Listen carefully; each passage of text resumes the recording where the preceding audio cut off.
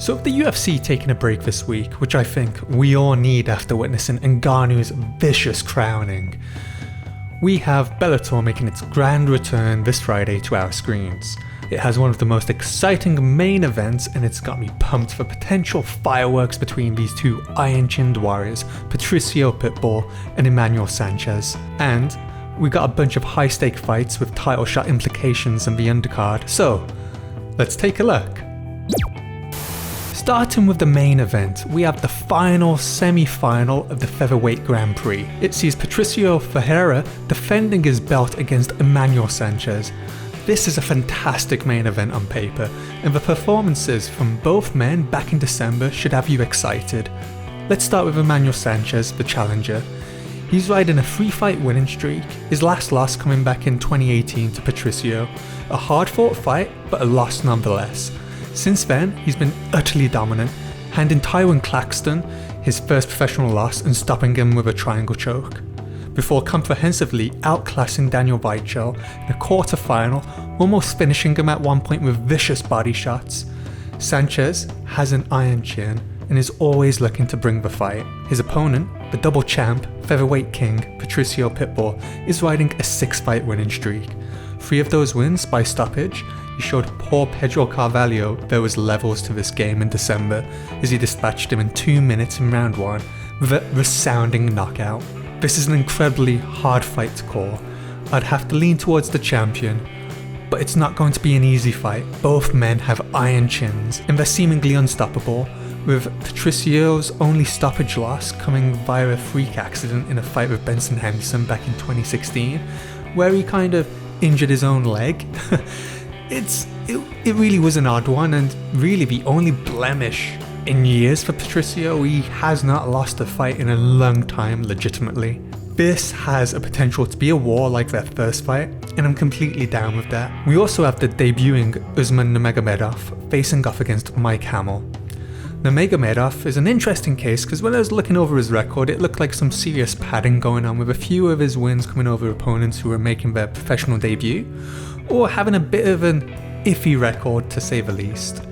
However, when I realised he was only 22 years of age, I decided to cut him a lot of slack because this is a prospect, and this will be a big challenge for him. By signing with Bellator, it's a great decision to build up his resume in a more competitive environment and to further build his name. Mike Hamill, his opponent, is certainly game and will be looking to hand this prospect his first loss, but Nurmagomedov should be viewed as the favourite.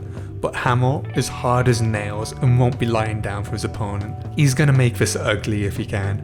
Now, our first fight that I believe is for a number 1 contender spot is Neiman Gracie against Jason Jackson. Neiman Gracie is looking to cement his spot as the number 1 contender in my opinion, and if he can get this fight to the ground and get that submission finish, he should manage that. He submitted John Fitch back in September and sent him into retirement with a painful looking heel hook. And he has 9 finishes out of 10 wins, obviously by submission. He's a Gracie, what do you expect? Jason, the ass-kicking machine Jackson, side note, that is one of the best names in MMA, right? He had a solid, if not spectacular, win over Benson Henderson in November, and is currently on a 3-fight winning streak. This would be a solid name to add to that winning streak if he could get past Neiman, but personally I'm leaning towards Neiman winning this and calling out Douglas Lima for a title shot. The other number 1 contender fight I was talking about, well, that's taking place in the women's flyweight division with Kana Watanabe making her US debut against Alejandra Lara. Both ladies are looking to add to their win tallies and increasing their chance at a shot against reigning champion Juliana Velasquez. Both have reasonable arguments, with Kana riding a 7-fight winning streak and currently undefeated, with a mixture of submission and knockout wins, and looks to be in incredible shape. Like, she is ripped. Alejandra Lara is looking to climb that mountain again, having lost to both former champion Ilima-Lei Macfarlane in a title fight and losing a close split decision to current champion Juliana Velasquez. A good dominant win over an undefeated fighter such as Kana would surely give her a great shot at a rematch against Juliana. If I had to pick though, I'm going to go with the undefeated Watanabe to pull out the victory, and it wouldn't surprise me if that was by stoppage. Now, the last fight I reckon you need to watch. It's in the prelims and it involves Magomed Magomedov who landed one of the most disgusting slams I've seen in recent history last year. His one loss came to Piotr Yan, the former UFC bantamweight world champion.